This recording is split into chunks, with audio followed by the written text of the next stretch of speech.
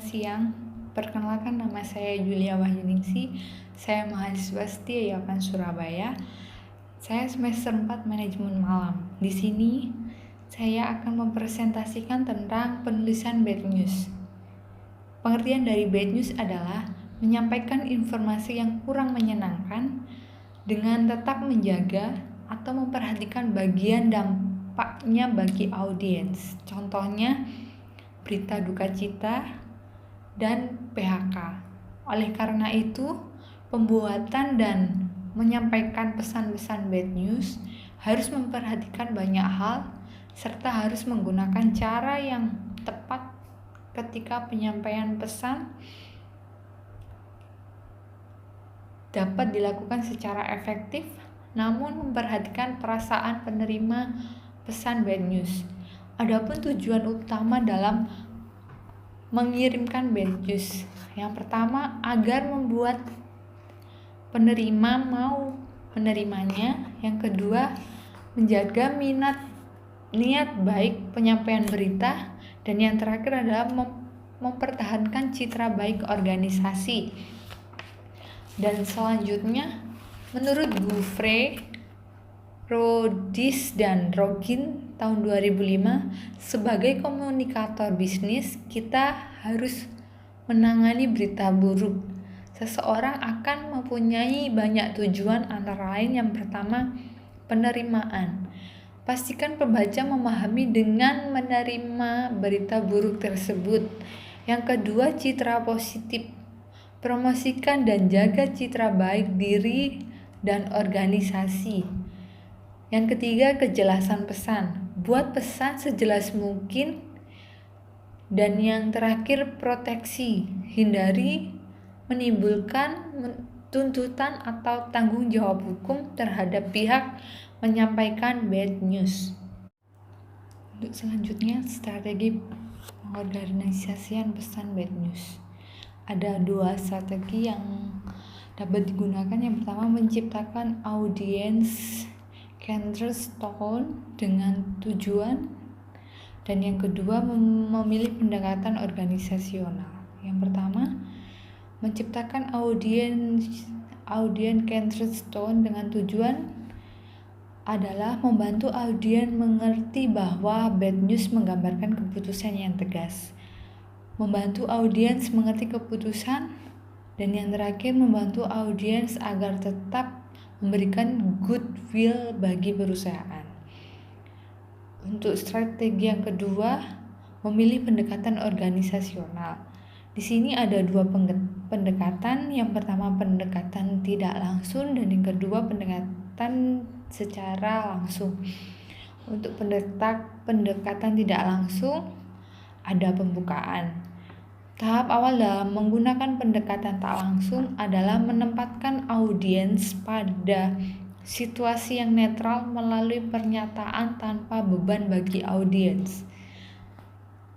Setelah membuat pernyataan yang bersifat netral, tahap berikutnya adalah memberikan alasan mengapa suatu keputusan tersebut harus diambil atau terjadi sebelum menyatakan keputusan sebenarnya. Untuk selanjutnya, bad news. Setelah memberikan alasan mengapa suatu keputusan harus diambil, pada tahap selanjutnya dapat secara langsung dikemukakan keputusan yang diambil, seperti pemutusan hubungan kerja. Setelah menyampaikan pesan-pesan yang kurang menyenangkan, tahap terakhir adalah memberikan kata penutup yang bersifat positif, hangat, bersahabat, dan lebih menyenangkan. Untuk yang kedua adalah tahap pendekatan langsung.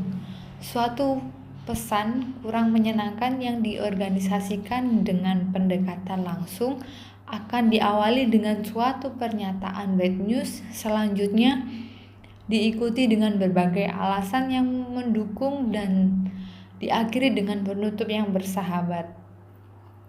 Suatu pendekatan organisasi secara langsung dapat diterapkan jika yang pertama, penerima pesan lebih menyukai pesan langsung kepada poin yang dituju. Yang kedua, pesan tersebut menyampaikan pengaruh yang kecil terhadap penerima pesan. Dan yang terakhir, pesan disampaikan secara empati. Ada beberapa pertanyaan dalam memilih pendekatan untuk pesan negatif. Yang pertama, apakah berita tersebut akan membuat shock? Kedua, apakah membaca lebih suka pesan-pesan pendek yang langsung ke pokok masalahnya? Yang ketiga, seberapa penting pesan bagi pembaca tersebut? Cara memilih kata-kata positif. Contohnya, saya tidak paham apa maksud Anda. Yang kedua, kerusakan tersebut tidak dapat diperbaiki dalam seminggu. Dan contoh selanjutnya, tolong klasifikasi permintaan Anda. Dan yang terakhir, barang tersebut akan diperbaiki minggu depan. Contoh-contoh umum pesan negatif. Yang pertama, mengirimkan pesan negatif tentang masalah bisnis rutin. Kedua, menolak permintaan rutin. Ketiga, berita buruk tentang transaksi-transaksi. Dan yang terakhir, menolak klaim dan permintaan. Adapun bad news tentang produk, yang pertama tentang kenaikan harga produk, penarikan kembali produk, kadaluarsa produk, dan produk rusak atau cacat. Poin-poin yang harus diperhatikan dalam mengembangkan pesan negatif adalah mengelola waktu kita dengan hati-hati. Bila masalah telah ditutup, jangan menyiratkan bahwa masalah tersebut masih terbuka.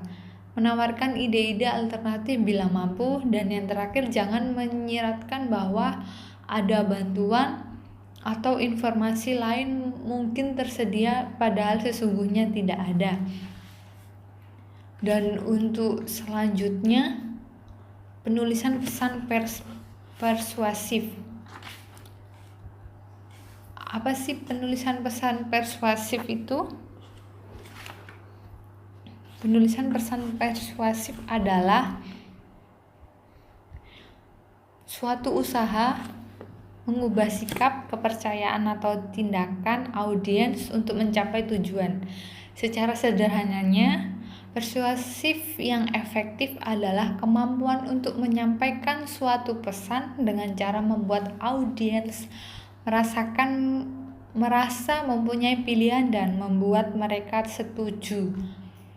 Tujuan dari pesan persuasif yang pertama, menjual ide atau gagasan kepada orang lain, memberi saran agar prosedur operasional lebih efisien, mengumpulkan suatu dukungan untuk kegiatan tertentu, dan meminta bantuan dana bagi pembiayaan suatu proyek tertentu.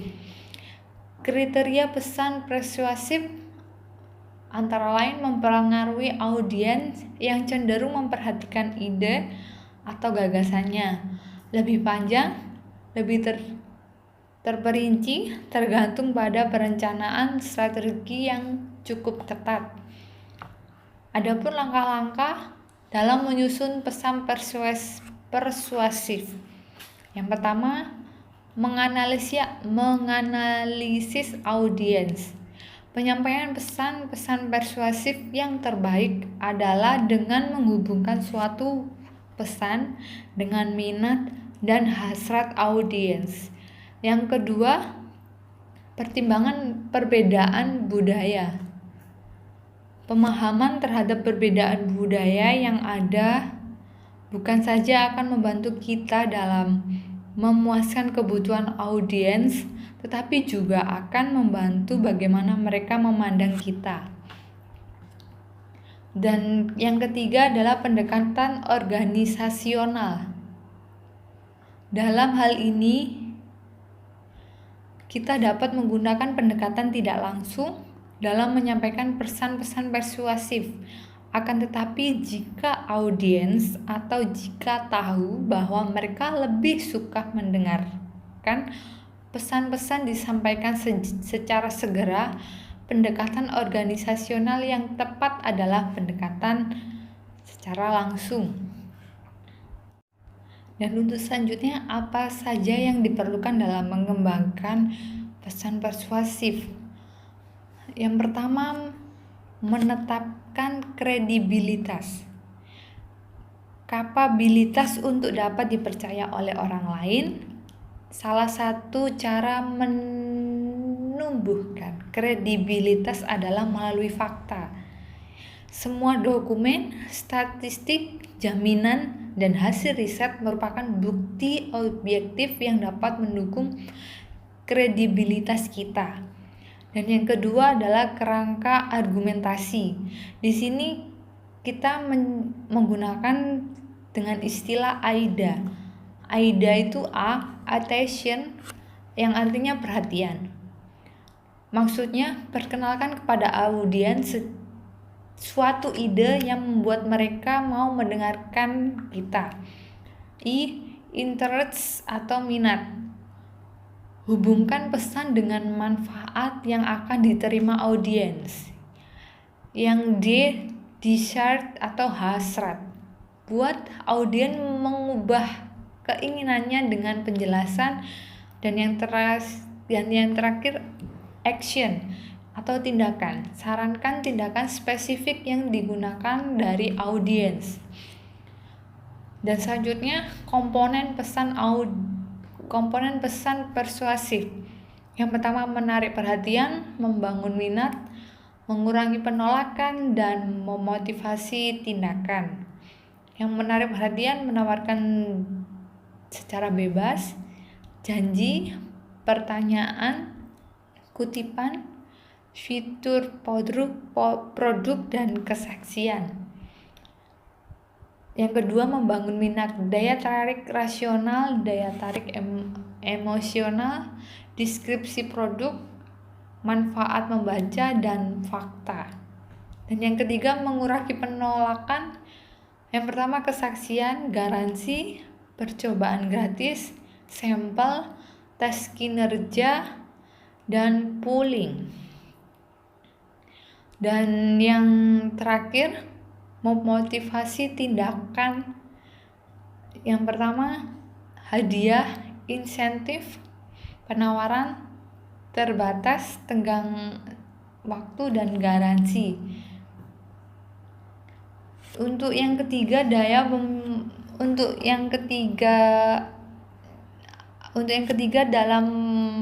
mengembangkan pesan persuasif adalah memilih daya pemikat. Di sini ada 3 daya pemikat. Ada pemikat emosional, pemikat logika, dan pertimbangan etika. Pemikat emosional adalah untuk melakukan persuasif terhadap audiens, dapat memanfaatkan emosi yang dilandasi dengan suatu argumentasi atau dalam bentuk simpati kepada audiens selama pemikat emosional tersebut sangat kuat. Dan yang kedua, pemikat logika. Ketika memikat logika audiens, gunakan salah satu alasan antara lain. Yang pertama, analogi. Analogi ini menggunakan suatu alasan dari bukti-bukti spesifik menuju bukti spesifik pula. Yang kedua, induksi. Memberikan alasan dari bukti spesifik menuju ke kesimpulan umum. Dan yang terakhir, deduksi.